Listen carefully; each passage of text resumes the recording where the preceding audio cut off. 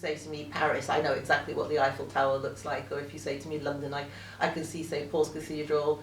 I mean, I've been to lots of movies, I've read loads of books, so yes, and certainly in my case, now I know of other blind people who've lost their sight in this way, not this particular way, but who've lost their sight after the age of about 10, who say that they can't really remember much, but I remember absolutely everything. Well, at least I think I do.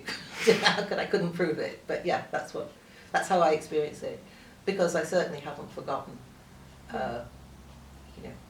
colours or anything, I don't think. The last time I saw myself, I was 11 years old, and so I have no real concept of myself as obviously I went through being a teenager, I went through being a young woman, I went through being a middle-aged woman, and now here I am, an old woman, and I simply do not have a picture of myself. Certainly it's getting harder as I get older to imagine what I must look like, because I feel exactly the same as I did when I was 18, so it is a very strange concept that I don't know and will never know what I look like.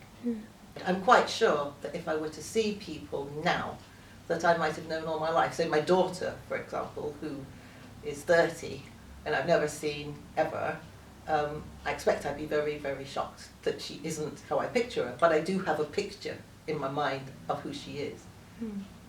When I think of her name, when I think Amber, I have a picture of somebody in my mind, but I bet she doesn't really look like that.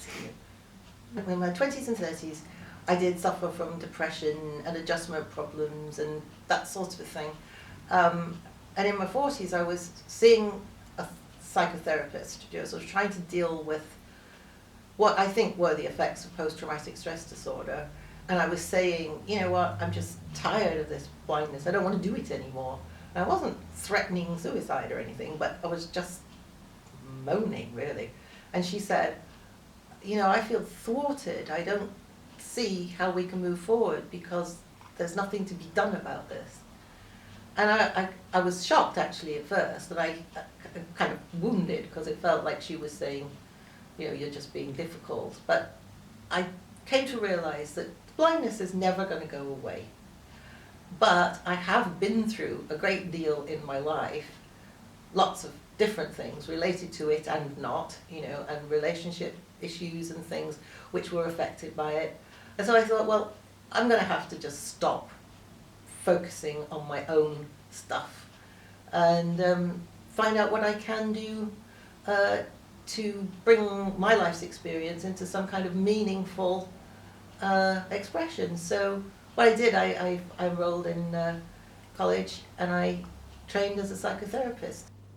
In 1966, when I was just a couple of weeks off my 12th birthday, I went to school, ordinary school day, and had a general science lesson in which I was asked to, by the teacher, just to stir some chemicals together in a mortar with a pestle, which I did. I didn't really know what I was doing. He said it was a volcano experiment.